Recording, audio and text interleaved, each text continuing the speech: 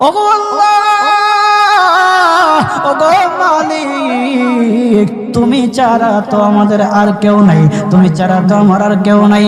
আল্লাহ গো, তুমি যদি মাফ না করো কে আমাকে মাফ করবে? তুমি যদি মাফ না করো কে আমাকে মাফ করবে? তুমি যদি আমাকে মাফ করো তাহলে তোমার কোনো দিকে কমবে না, তুমি যদি আমাকে মাফ না করো তোমার কোনো দিকে বাড়বে না। আল্লাহ গো, তুমি আমাকে মাফ করে দাও। সারাটা জীবন অন্যায় কাজ করেছি, সারাটা জীবন নাফরমানি করেছি, আমার কাছে কালেমার দাওয়াত কম আসে নাই, আমার কাছে কালেমার দাওয়াত কম আসে নাই, আমাকে লোকেরা কম বোঝায় নাই। ওগো আল্লাহ, তুমি আমাকে মাফ করে দাও। মাফ না করলে কোথায় যাব, কার কাছে যাব? বাবা যখন মারে তখন মার কাছে আশ্রয় নেওয়া যায়, মা যখন প্রহার করে তখন বাবার কাছে আশ্রয় নেওয়া যায়, বাবা মা যখন প্রহার করে তখন দুনিয়ার কারো না কারো কাছে আশ্রয় নেওয়া যায়।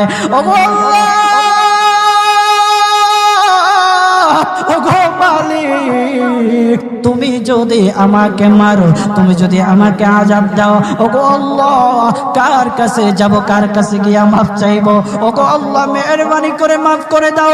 এইরকম কান্না করতেছে, কান্না করতেছে, চোখের পানি তার এমন ভাবে পড়তেছে, দাড়ি ভিজতেছে, দাড়ি ভিজে জমিনের মধ্যে চোখের পানি পড়তেছে, কান্না করতেছে। বান্দাটা কান্না করতে করতে করতে করতে আমার আল্লাহর কাছে এমন গ্রহণযোগ্যতা অর্জন করেছে, মহান আল্লাহ রাব্বুল আলামিন তার ডাকে সাড়া দিয়া তার জিন্দেগির সব গুনাহ মাফ করে দিয়েছেন। হযরত মূসা আলাইহিস সালাতু ওয়াস সালামের যুগের ঘটনা। একজন বড় পাপিষ্ঠ ছিল, জীবনে এমন কোন গুনাহ নাই যে গুনাহ সে করে নাই। তার গুনার প্রতি অতিষ্ঠ হইয়া, মানুষ তার গুনার প্রতি অতিষ্ঠ হইয়া গ্রামের লোকেরা তাকে হাত পা বেঁধে জঙ্গলের মধ্যে ফেলে দিয়ে আসে। জঙ্গলের মধ্যে থাকতে থাকে, কিছুদিন থাকার পর মালাকুল মউত যখন তার সামনে এসে উপস্থিত, এর আগ মুহূর্তে সে বান্দা আল্লাহর কাছে ডেকে ডেকে বলতেছে, ওগো মালিক, তুমি ছাড়া তো আমাদের আর কেউ নাই, তুমি ছাড়া তো আমার আর কেউ নাই। আল্লাহ গো, তুমি যদি মাফ না করো কে আমাকে মাফ করবে?